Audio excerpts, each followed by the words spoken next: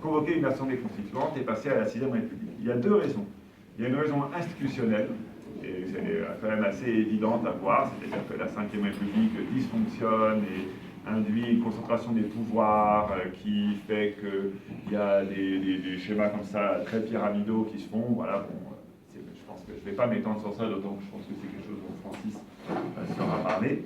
Et la deuxième raison, qui est beaucoup plus fondamentale, c'est une raison qu'on pourrait dire anthropologique, c'est-à-dire, c'est ce que dit Mélenchon sans arrêt, que le peuple français se refonde en refondant ses institutions. Donc l'idée, c'est de refaire peuple en donnant la parole au peuple. Belle formule, après, formule qui soulève des doutes, qui peut provoquer un certain scepticisme.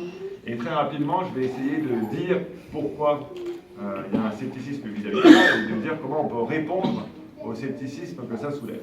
Alors il y a un scepticisme de droite qui dit que le peuple est trop bête, évidemment, que seuls les gens instruits et les gens instruits, bien sûr, c'est les gens haut placés et les gens riches sont capables de prendre en charge l'organisation de la société. Ça, c'est quand même très très drôle. L'une des choses qu'on peut répondre à ce scepticisme de droite, c'est qu'on le trouve déjà chez Platon ou chez Aristote.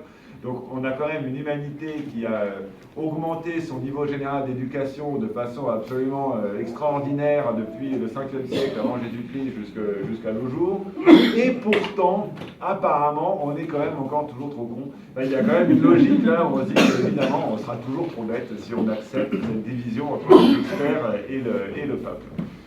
Et voilà, donc par ailleurs, l'autre objection plus concrète qu'on peut faire aux gens de droite, c'est que si les experts étaient si compétents pour prendre en charge l'organisation de la société, ben ça se verrait, et comme c'est l'inverse qui se voit, il va bien falloir faire autrement. Ensuite, il y a le scepticisme du centre-gauche, qui consiste à dire que oui, bien sûr, la souveraineté du peuple, ça serait vraiment formidable, l'intervention des masses dans l'histoire, ça serait formidable, mais pas maintenant, pas encore.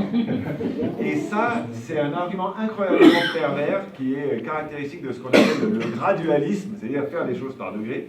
Et le moment où l'argument devient le plus pervers, c'est quand en fait le crime justifie le crime ou l'exclusion justifie l'exclusion. Je vous donne des exemples. Pendant le siècle des Lumières, il y a beaucoup de gens qui condamnent l'esclavage, mais ils ne sont pas tous pour autant abolitionnistes. Parce qu'ils disent, c'est vrai, l'esclavage c'est horrible, et puis noirs, c'est des gens comme nous, par nature, ils sont assez intelligents, mais donc, par nature, ça veut dire abstraitement et plus tard. Parce que concrètement, le crime que nous avons commis à leur égard les a tellement abîmés qu'aujourd'hui, ils ne sont plus en état d'exercer les droits afférents à leur liberté naturelle. Donc, il faut d'abord qu'on les rééduque avant d'abolir l'esclavage. On a dit la même chose pendant les luttes anticoloniales. On disait l'Algérie, oui, bien sûr, un jour l'indépendance de l'Algérie, mais pas maintenant, parce qu'ils sont devenus trop amers et trop arriérés, et donner l'indépendance à l'Algérie maintenant, ça serait la donner aux fanatiques musulmans. Donc il y a toujours cet argument qui repousse à plus tard. Les femmes aussi, bien sûr, voilà, parce qu'elles vont voter avec les curés. Donc il ne faut pas leur donner le droit de vote avant de les avoir décuréisés. Donc il y a toujours cet argument gradualiste qui finalement vise à évidemment repousser à l'infini le jour où se fera la souveraineté, sera accordée la souveraineté. Et bien sûr, il y a toujours cette menace, donc si vous donniez les droits maintenant, il y aurait une violence, une sauvagerie, parce que les gens ne sont pas prêts.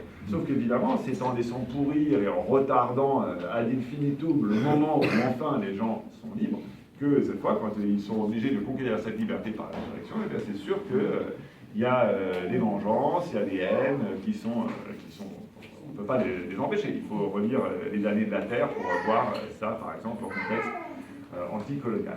Donc nous, on est clair, on est pour dire c'est maintenant, et d'ailleurs ce n'est pas accordé, puisque ça ne l'est jamais, c'est pris.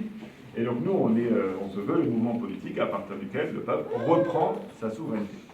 Voilà. Alors maintenant, ça c'était pour répondre aux arguments. Maintenant, on peut fonder ce que je viens de vous dire de façon beaucoup plus concrète à partir d'événements historiques. Parce que pour plein de gens, l'Assemblée constituante, ça a un côté complètement exotique et bizarre, vraiment la drôle d'idée, comme si personne n'y avait jamais pensé, depuis 1789.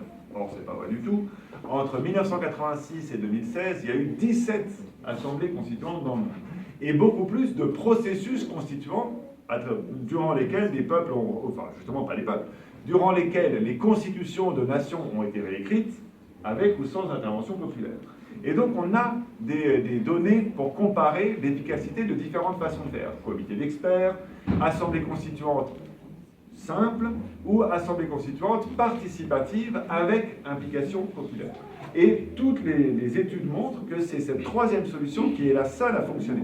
Souvent, ces processus constituants, ils se font dans des situations de crise, après des guerres civiles ou après des indépendances, etc. Et donc, il y a des sociétés extrêmement fracturées, comme la nôtre l'est.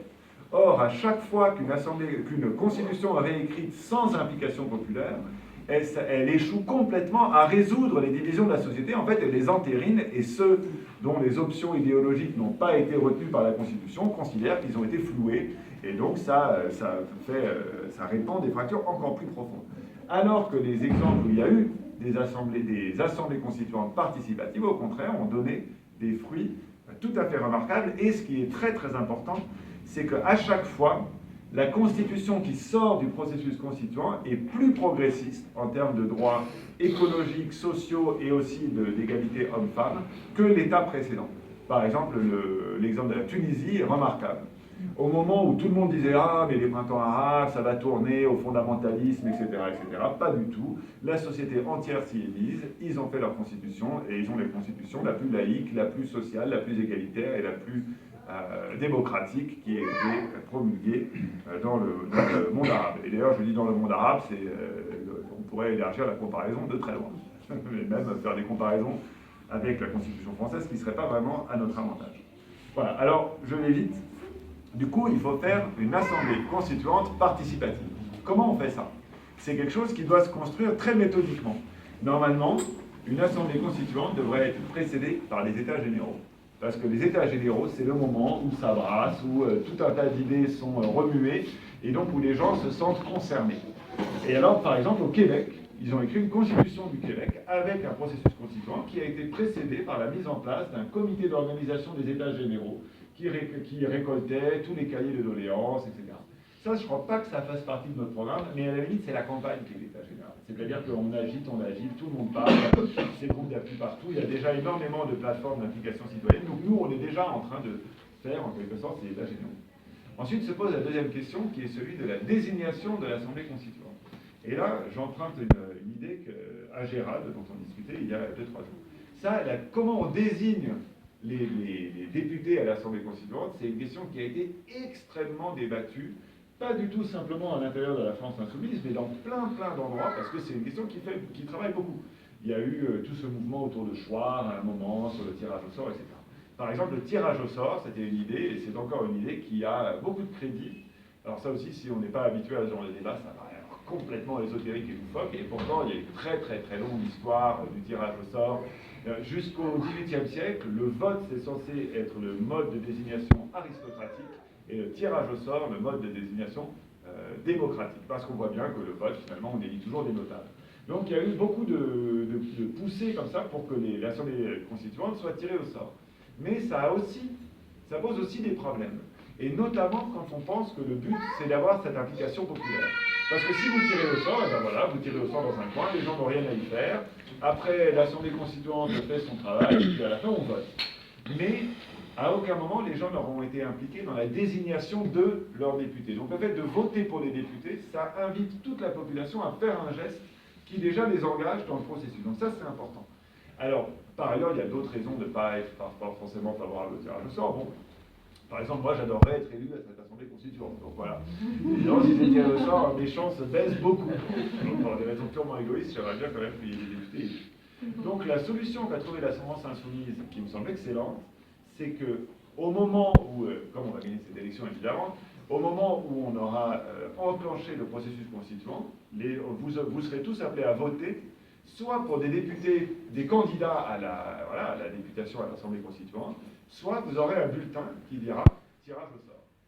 Donc, imaginons qu'il y ait 100 députés et que la France insoumise ait gagné 15 voix et que par contre il y a eu 18 bulletins qui disaient tirage au sort, et 18 des 100 députés seront tirés au sort. Ça, c'est à mon avis un très bon compromis qui permet de construire à la fois l'implication des gens dans le processus et finalement de laisser les gens eux-mêmes décider s'ils ont plutôt envie de s'en remettre à des gens qu'ils connaissent ou au tirage au sort. Voilà, deuxième chose. Troisième élément de l'Assemblée constituante participative, c'est évidemment que tout au long du processus constituant, il y ait des consultations, la possibilité pour les citoyens de déposer des amendements, de se faire écouter. Mélenchon raconte souvent le cas de l'Équateur, où l'Assemblée constituante était itinérante. Elle n'était pas à Paris, voilà, dans son palais, elle se promenait dans tout le pays. Et les gens venaient en députation, les paysans, les populations indigènes, voilà, etc., pour présenter leurs revendications, et ça marchait très très bien. Après, il y a la publicisation de la nouvelle constituante. Pour le coup, l'exemple, c'est le Venezuela, où les nouveaux articles de la Constitution étaient imprimés sur les paquets de riz. Bon, pour que comme ça, on fait son shopping, toc, on a un article de la Constitution. Donc il y a plein de choses comme ça à faire, et tout ça, ça fait partie de notre programme. Et l'Islande aussi, pardon, qui a réduit son programme sur Internet. Voilà, exactement. L'Islande, c'est la révolution pacifique, parce que souvent, la révolution citoyenne, c'est tout un processus, mais les gens, quand ils pensent révolution, ils pensent violence. Pas nécessairement. Ça dépend à quel point sont obtus les gens qu'il s'agit de chasser. S'ils veulent bien partir sans sortir du fusil, on n'aura pas de raison de leur couper la tête. Mais bon, et si jamais, par contre, on ne va pas se laisser faire non plus. Et j'en finis très rapidement avec la question, qu'est-ce qu'on peut espérer d'un processus constituant? Et là, il ne faut pas se leurrer. Une constitution, c'est des mots, et une société n'a jamais été protégée par des mots. Les mots, face au canon, ça a quand même toujours sa limite. Donc, et d'ailleurs, les processus constituants qui ont eu lieu n'ont pas toujours abouti à la paix civile et à l'harmonie. Si vous regardez l'Érythrée, l'Ouganda, etc., où il y a eu des processus constituants d'une extrême richesse, et bien aujourd'hui, c'est pour autant pas la paix sociale et l'harmonie. Donc, il ne faut pas imaginer que tout simplement parce qu'on réécrit une constitution, on a tout réglé. Quand même, de bonnes institutions peuvent organiser les pouvoirs concrètement de façon à ce que la société fonctionne mieux. Donc, on peut se promettre quelque chose d'un bon dessin constitutionnel, mais pas trop. Ce qu'on peut se promettre, en revanche, à mon avis, c'est le sentiment, la réappropriation par les citoyens des valeurs sur lesquelles leur société est fondée, de telle sorte qu'ils soient plus prêts à les défendre. Et j'ai deux exemples que je trouve émouvants de ça. Il y a un livre qui s'appelle La démocratie de l'abstention, je ne sais pas si vous avez vu ça, un très très beau livre de sociologie sur la chute du taux de vote dans les quartiers populaires. Et il y a notamment, c'est des quartiers populaires où il y a une forte population d'origine immigrée, et il y a une division très frappante entre les parents et les enfants, où les parents considèrent que le droit de vote, c'est un droit qu'ils ont chèrement acquis dans le sang, et donc il est un devoir d'aller voter, et pour eux c'est impossible de ne pas aller voter. Pour leurs enfants, en revanche, tout ça c'est loin, le vote c'est une entourloupe d'un pays qui ne les écoute pas. Et donc on voit quand même que le fait de s'être approprié un droit, de l'avoir reconquis et d'avoir participé comme ça à son institutionnalisation, ça crée un engagement. Et je crois que pour les femmes, c'est mon deuxième exemple, c'est un peu la même chose. Il y a des bouquins sur les féministes des années, même avant 50-60, enfin toutes les suffragettes, tout ça, et qui sont comme ça, la vieille garde qui se rappelle bien des luttes qui ont dû être menées pour la conquête des droits, et on ne les laissera pas comme ça en être dépossédées. Et elles-mêmes, parfois, disent qu'avec les filles plus jeunes, c'est à la fois c'est acquis, c'est moins important, donc on se démobilise. Donc le fait de reforger comme ça un attachement au droit dans la lutte, c'est quelque chose de fondamental. Et quelque part, c'est vrai que le peuple français, il vit sur le mythe, le fantasme, mais c'était quand même un événement réel. Enfin, le souvenir de cette révolution où on s'est approprié des droits, on a créé comme ça une notion politique. On a réussi quand même à réveiller cet imaginaire depuis 2012. Bon, c'est bien, ça a donné... On peut espérer que ça a contribué à donner l'énergie nécessaire pour qu'aujourd'hui, on refasse cette lutte-là, et là, on aura de nouveau, je pense, voilà, créer cette énergie citoyenne et ce sentiment que la société nous appartient et qu'il faut la défendre. Voilà, j'en ai fini.